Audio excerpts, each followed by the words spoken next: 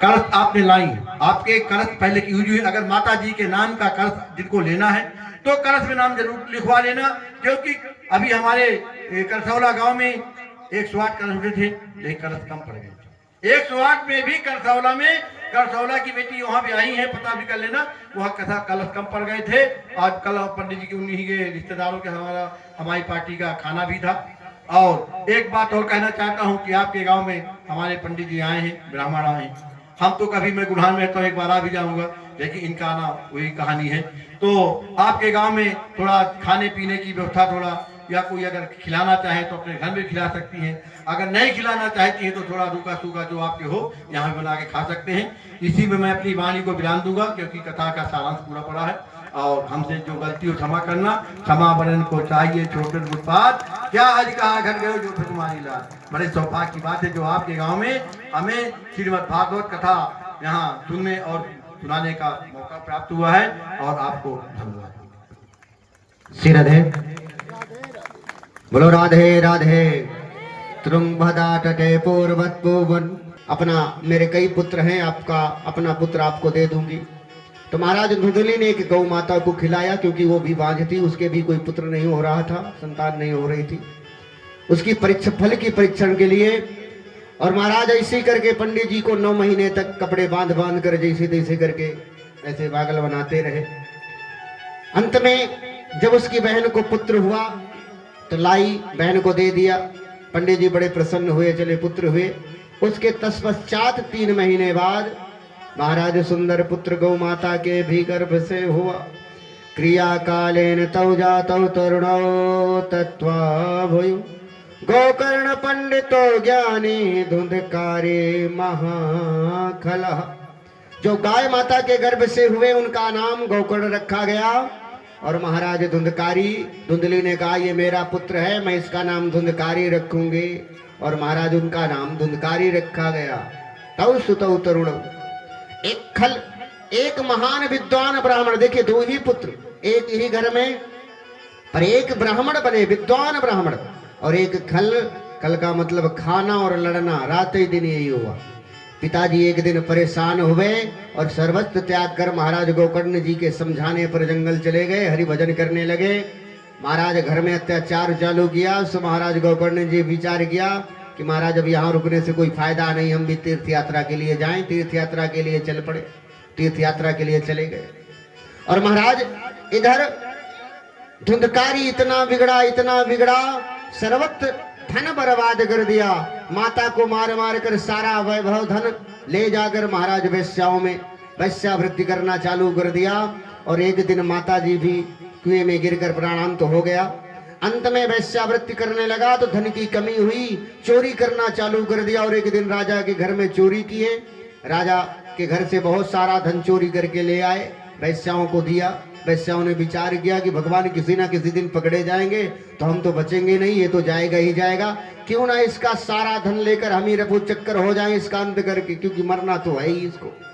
गलत मार्ग पर चल पड़ा। और एक दिन वैश्याओं ने उसे पकड़कर खाट पर बांधकर महाराज मुंह में कपड़े ठूस ठूस कर मार डाला, और सारा धन रफू चक्कर हो गई लेकर महाराज। पर देखिए इसी को कहते हैं अकाल मृत्यु। और ये भागवत महापुराण पितृदोष और अकाल मृत्यु के लिए रामबाण है। जैसे बुखार आ जाता है ना, तो बुखार के लिए कौन सी सूटेबल गोली है ये तो डॉक्टर ही जानते हैं, बताते हैं कि बहुत बढ़िया बेटर दवा है, इसको खाओ, इससे सब कुछ सिद्ध हो जाएगा। अगर हमारे घर में पितृदोष लगा है और पर हम उसका इलाज करवा नहीं पाते, ना तो परिवार में इतनी एकता है, दूसरे भाई की दूसरी राह है, तीसरे की दूसरी राह है, जहां पर जवान जवान मौतें हो रही हों, घर की दीवारें फटी हों, बार बार पीपल के वृक्ष जग रहे हों, उग रहे हों, और महाराज वहां समझ लेना चाहिए जो बच्चे उन्नति से रुक रहे हैं, रुकावटें आ रही हैं, 2-2 नंबर 4-4 नंबर से थोड़ा सा दिक्कतें आ रही हैं, घर में बीमारियां छाई, बार बार मौतें हो रही हैं, जवान समझ लेना चाहिए कि पितृदोष लगा है। और पितृदोष निवारण का सिर्फ एक ही उपाय है, श्रीमद्भागवतम शास्त्रम कलौ किरीट भासिता। या तो आप भागवत या तो फिर महाराज पितृ शांति करवाते। तो महाराज इससे अच्छा उपाय कुछ नहीं है। भागवत आप सुन रहे हैं तो महाराज सबसे बढ़िया रामबाण उपाय है श्रीमद् भागवत पितृदोष के लिए। धुंधकारी जैसा पापी जिसने जीवन भर पाप ही पाप किया, उसकी आत्मा महाराज भटक रही थी, ऐसे थोड़ी ना गई। महाराज जब अकाल मौत होती है ना, सारी अगर जीवन व्यापन नहीं कर पाए और बीच में ही चल पड़े, किसी कारणवश अकाल मृत्यु एक्सीडेंट हो गया, किसी कारणवश चले गए, तो महाराज इसी को कहते हैं अकाल मृत्यु। आत्मा भटकती रहती है और उस आत्मा को महाराज तृप्त करने के लिए, उसका उद्धार करने के लिए सिर्फ एक ही उपाय है, एक कथा। अगर भाव से कथा सुन लिया और इन कलशों का जल घर में छिड़काव कर दिया तो पितृदोष समाप्त हो जाता है। पर महाराज कुछ लोग नहीं कर पाते हैं। देखिए ज्यादा समय नहीं लेंगे, हमें भी आपकी चिंता खाई जा रही है, चिंता मत करें ज्यादा समय, इसलिए हम थोड़ा सा वैसी स्पीड बढ़ाए हैं। 10 मिनट का समय दें। बहुत सुंदर प्यारी प्यारी झांकियां एकदम रेडी तैयार बैठी हैं और बहुत सुंदर भगवान के दर्शन होंगे। अभी तक आपने फल खाया, अब आपको रस पिलाया जाएगा। कुछ लोग होते हैं वेदांती, वेदांती समझते हो, जिनके दांत नहीं होते। अब दांत जिनके नहीं है वो बेचारे फल कैसे खाएंगे? तो महाराज अब फल नहीं खाएंगे लेकिन फिर भी भगवान का रस पिलाना ही पिलाना है। तो आजकल सिस्टम है, वैज्ञानिक युग है, मशीन में डालो फल रस निकल आता है। और आराम से अगर मीठा करना है तो शक्कर डाल लो, नहीं मीठा करना है तो वैसे ही पी लो। तो महाराज चिंता मत करें, बहुत बढ़िया रस आ रहा है जिससे आपका मन मोह हो जाएगा। भगवान की सुंदर प्यारी झांकी दिखाई जाएंगी अभी थोड़ा सा, पर कथा में भी थोड़ा सा इसका भी तो सुनना है। सो महाराज गोकर्ण जी एक दिन वापस आए और विचार किया क्यों ना आज ही घर में निवास किया जाए। तब महाराज धुंधकारी बेचारा प्रेत आत्मा बनकर भटक रहा है, अनेक प्रकार के रूप बना बनाकर उसे डराने की कोशिश कर रहा है। अहम भ्राता तो देवस्तु धुंधकारे नमतः स्वयं दोपेण ब्रह्मसि नसे तत्मय। महाराज धुंधकारी ने कहा भैया हम तुम्हारे भाई हैं, हमारा कोई कल्याण करो। गोकर्ण स्वयं विद्वान थे, कोई साधारण नहीं थे। विद्वत गोष्ठी बुलाई, विद्वानों से राय विचार लिया कि महाराज क्या किया जाए प्रेत आत्मा की शांति के लिए, क्योंकि भाई है भटक रहा है, इसकी उद्धार करना है। अनेक प्रकार के विद्वानों ने महाराज निर्णय दिया, परंतु में सूर्य भगवान की उपासना कई। सूर्य भगवान ने बताया कि महाराज इस प्रेत आत्मा की शांति के लिए एक ही उपाय है, श्रीमद् भागवत कथा। स्वयं गोकर्ण जी विद्वान थे और स्वयं दिव्य पंडाल बनाया और महाराज स्वयं कथा मंच पर विराजमान हुए। एक 7 गांठ की पोर लेकर महाराज बांस का डंडा कथा मंच पर लगाया और उसी पे महाराज कहते हैं धुंधकारी को स्थान दिया गया। जैसे ही प्रथम दिवस की कथा समाप्त, तैसे तैसे ग्रंथ फटती गई और अंत में 7वें दिवस में महाराज दिव्य रूप धारण करके धुंधकारी खड़े हो गए। दिव्य भगवान के यहाँ से विमान आया, उसी में बैठकर भगवान का भजन करते हुए चले गए। गांव वालों ने कहा महाराज कथा तो हमने भी सुनी और विमान सिर्फ धुंधकारी के लिए आया, ऐसा क्यों? सिर्फ धुंधकारी के लिए ही विमान आया? तब महाराज मन अंतय चित अंतय जियरा रहा है उदास। बताया कि देखिए आपने मन लगाकर नहीं सुना, क्योंकि धुंधकारी को पता था अब मेरा कल्याण दोबारा नहीं होने वाला, ये मौका मिला है और अगर इस मौके का मैंने ख्याल नहीं किया तो दोबारा मौका मुझे मिलने वाला नहीं। आपको तो मन में ये है कि खूब मौके हैं, तो महाराज इसीलिए धन्या भागवती वार्ता पेता पीड़ा पिशाचिनी। तो महाराज ये साप्ताहिक जो कथा है पेत पीड़ा पिशाचिनी है। समस्त यहाँ पर आपके नगर के जितने भी अकाल मौतें हुई हैं प्रत्य शांति हो जाती इस कथा के माध्यम से। प्रेम से बोलिए जोर से राधे राधे। एक देखिए आज अमर भगवान की, आज सुखदेव जी का जन्म भी होता है। अमर कथा शायद आपने सुनी हो। 2 मिनट एक बार अमर कथा भोले बाबा माता पार्वती को सुनाते हैं, जिसके माध्यम से सुखदेव जी का जन्म होता है। और यही सुखदेव जी 12 वर्ष तक माँ के गर्भ में रहते हैं। 12 वर्ष बाद सीधे जन्म लेकर ही सीधे जंगल की ओर चले जाते हैं। कोई माया मोह नहीं, सर्वत्र माया मोह त्याग कर पिताजी पीछे पीछे पुत्र पुत्र कह के बुलाते हैं, बेटा बेटा बेटा बेटा। पर कोई माया मोह नहीं। 12 वर्ष तक माँ के गर्भ में रहे और 12 वर्ष के बाद सीधे जंगल जाते हैं और भगवान का हरि भजन करते हैं। देखिए ये कथा आप सबकी है, समस्त नगरवासियों की है। बोलो सुखदेव जी महाराज की। आज भव्य भगवान सुखदेव जी का जन्म होता है। दूसरी बात देखिए, आज भी प्रातः यहाँ पर 9 बजे पूजन हुआ है। लड्डू गोपाल पूजन, श्रीमद् भागवत पूजन, पंचांग पूजन।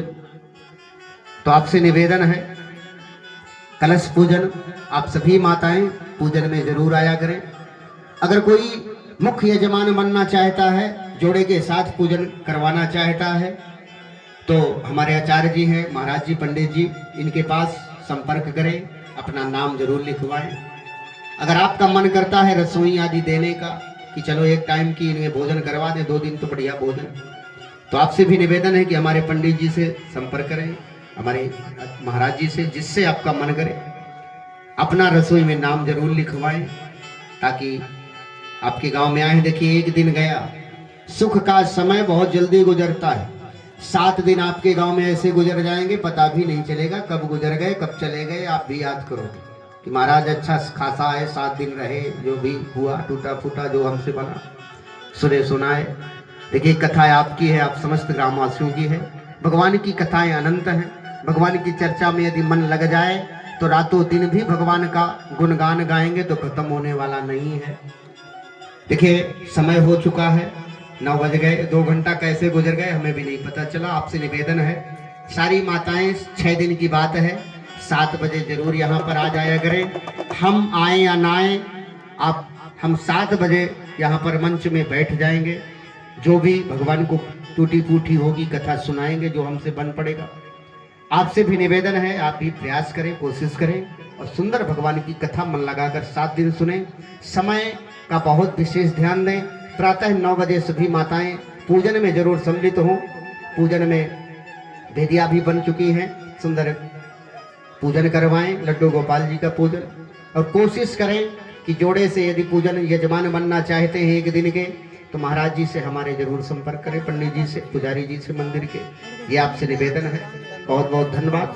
2 मिनट का समय हमारे आचार्य जी के लिए, पंडित जी महाराज जी के लिए। और इसके बाद बहुत सुंदर प्यारी सी झांकियां। बोले बांके बिहारी लाल की, बोलो राधा रानी सरकार की। यही से हम अपनी वाणी को विराम करेंगे। देखिए संक्षेप में सारी कथा का सार सुनाए। प्रेम से बोलो श्रीमद् भागवत महापुराण की जय। बोलिए शंकर भगवान की जय। सभी हम भागवताचार्य जी से और महात्मा जी से भी अपनी दनाना नगरी की ओर से कोई त्रुटि हो गई है, कोई गलती रह गई है तो उसे क्षमा चाहते हैं। और ये नगरी शिव की नगरी है, इसमें किसी प्रकार की वो नहीं, हाँ लेट जरूर होता है। ये लास्ट में इतना आनंद दिखाएंगे, लेकिन शुरू में सोचते हैं कि कहीं कोई आवे जब जानेंगे, बस ये है। अंतिम तक देख लेना, इतनी भीड़ हो जाएगी। और सभी आप लोगों से भी एक निवेदन है कि ये 7 दिन का प्रोग्राम है, तो आप पूजन में 1 घंटा के लिए अगर जोड़ा के साथ आते हैं तो अति उत्तम है। तो ज्यादा से ज्यादा आइए, ज्यादा से ज्यादा जोड़ा जो है ना पूजन में आइए। वेदी का पूजन, लड्डू गोपाल का पूजन, भागवत का पूजन, अपने कलश के पूजन इत्यादि पूजन में 1 घंटा 1.25 घंटा का समय लगेगा। सुबह 8 बजे या 8:30 बजे एक टाइम रख लो। फिर ये ना हो कि भाई अभी रुक जाओ, अभी रुक जाओ, ऐसा ना करो। कुछ दिन के लिए समय निकालो और ज्यादा से ज्यादा आइए। हाँ, तो और एक बात और है, भोजन की व्यवस्था जो घर घर जाते हैं ना, इसको तो मैं अच्छा नहीं समझता। आप लोग थोड़ी थोड़ी सेवा यही पहुंचा दे, है ना। ये तो पूरे नगरी के लिए अच्छा नहीं है। ठीक है, किसी का भाव है तो ले भी जा सकते हैं, ऐसी कोई बात नहीं है। यहाँ सारी व्यवस्था है, गैस है, चूल्हा है, सब कुछ है। बनाने वाले भी आ जाएंगे, ऐसी कोई बात नहीं है। तो आप लोग अपना अपना जैसा भी सहयोग है वो दीजिए और 7 दिन कथा का आनंद लीजिए। बोलिए शंकर भगवान की जय हो। कल से इससे